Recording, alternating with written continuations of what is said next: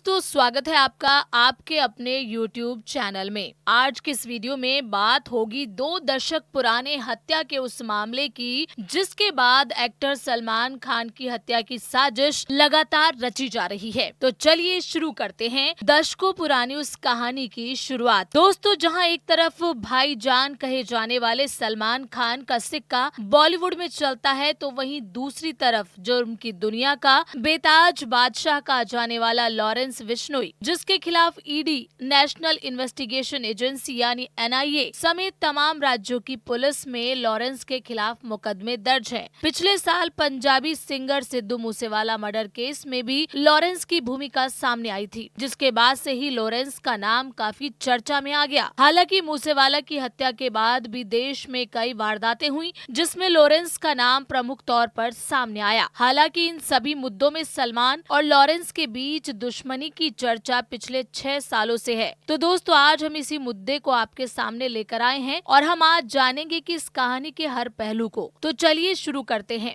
Lawrence Salman के पीछे आखिर क्यों पड़ा है? कितनी बार सलमान पर हमले हुए और उन्हें धमकी मिली? इसके अलावा सुरक्षा के नाम पर सलमान को अब तक क्या मिला है? और अंत में ताजा फायरिंग का मामला और फिर जिस आरोपी ने फांसी लगाई, क्या वो फांसी थी या फिर उसे मारा गया? और अब इस केस में क्या हो सकता है? तो चलिए शुरू करते हैं उस दिन से जब सलमान खान पर पहली बार हमले की साजिश रची गई। साल था 2018। इसी साल खूंखार गैंगस्टर को सलमान को मारने की सुपारी मिली। उस गैंगस्टर का नाम था संपत नेहरा, जिसको बॉलीवुड के दबंग स्टार सलमान खान की हत्या करने का काम सौंपा गया।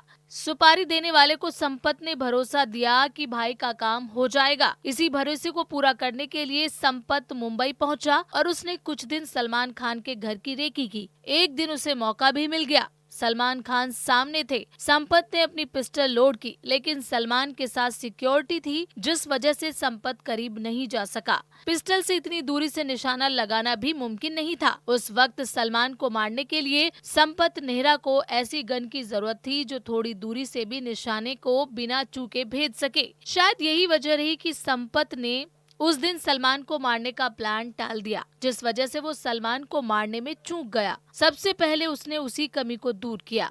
इसके लिए संपत ने करीब 4 लाख रुपए में एक RK स्प्रिंग राइफल ऑर्डर की।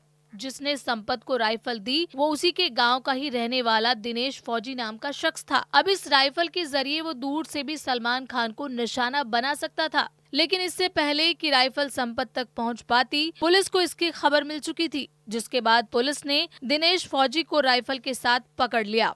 हालांकि कुछ दिन बाद संपत नेहरा भी पुलिस की गिरफ्त में था, जिसके बाद पुलिस पूछताछ में सामने आया कि संपत को सुपारी देने वाला कुख्यात गैंगस्टर लॉरेंस बिश्नोई था। वही लॉरेंस बिश्नोई जो इस वक्त दिल्ली की जेल में बंद है। संपत उसका खास गुर्गा था, एक ऐसा गुर्गा जिसके ऊपर वो आंखें बंद कर भरोसा करता था। यही वजह थी कि लॉरेंस ने सलमान की हत्या का काम संपत को सौंपा। हालांकि इस मामले के बाद सलमान की सुरक्षा को चाक चौबंद कर दिया गया और पूछताछ में लॉरेंस ने भी हमले की बात कबूल की और सलमान को किसी भी हालत में जान से मार देने की बात कही। हालांकि बीच में ये मामला सुर्खियों में नहीं रहा, लेकिन इसी साल 14 अप्रैल को मुंबई में जब सलमान खान के घर पर फायरिंग हुई तो लॉरेंस बिश्नोई की दुश्मनी की वो सारी यादें ताजा हो गई जो पिछले 6 साल से चली आ रही हैं। सलमान के घर पर हुई फायरिंग के पीछे लॉरेंस बिश्नोई गैंग का ही हाथ बताया गया। साल 2018 से सलमान खान के पीछे पड़ा लॉरेंस इससे पहले भी उसके ऊपर हमले की साजिश रच चुका है। लेकिन ऐसे में सवाल ये उठता है कि आखिर क्यों लॉरेंस बिश्नोई सलमान की जान का दुश्मन बना है। आइए जानते हैं कि इसके पीछे की पूरी कहानी क्या है। तो दोस्तों, मामला करीब 2 दशक पुराना है। सलमान खान के ऊपर 1998 में काले हिरन के शिकार का आरोप लगा। इस मामले को लेकर काफी हंगामा हुआ। सलमान पर आरोप था कि उन्होंने जोधपुर में फिल्म हम साथ साथ हैं की शूटिंग के दौरान शहर के सटे कांकणी गांव के पास 2 काले हिरणों को मारा। राजस्थान में बिश्नोई समाज काले हिरन को अपने परिवार की तरह मानता है। उनके बीच काले हिरन की पूजा होती है। ऐसे में सलमान खान बिश्नोई समाज के निशाने पर आ गए। मामला कोर्ट तक पहुंचा, जिसके बाद अप्रैल 2018 में सलमान खान को इस मामले में दोषी मानते हुए 5 साल की सजा सुनाई गई।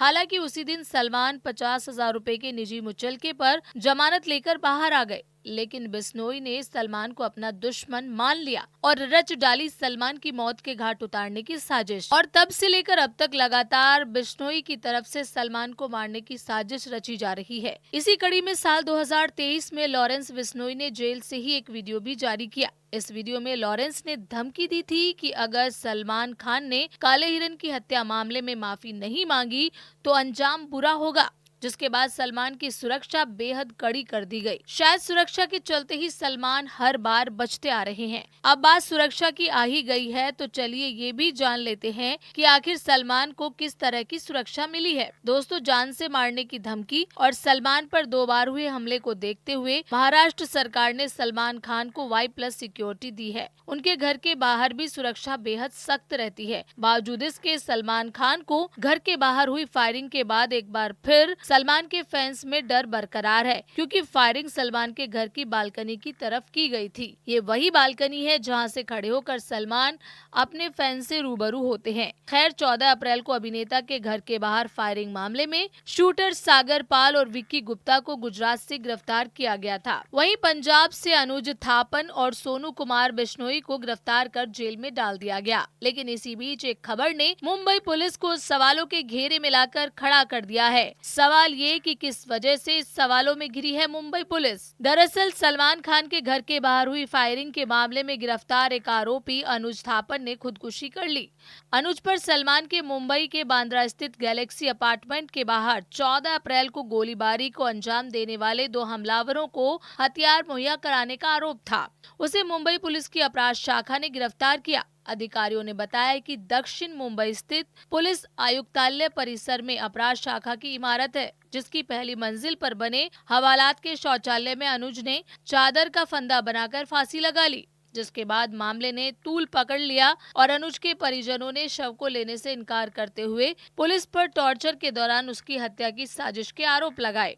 साथ ही सीबीआई जांच की मांग की। खुदकुशी की इसी कथित मामले से पुलिस सवालों के घेरे में आ गई। हालांकि आरोपों के मद्देनजर अब प्रशासन की तरफ से इस पर क्या एक्शन लिया जाएगा, क्या परिजनों की मांग पर मामले में सीबीआई जांच की मंजूरी मिलेगी या फिर मामले में खुदकुशी की बात सही है जो पुलिस ने बताई है। संभावनाएं और शंकाएं कई हैं, जिनका जवाब आने वाला वक्त तय करेगा। फिलहाल हमें दीजिए इजाजत। नमस्कार।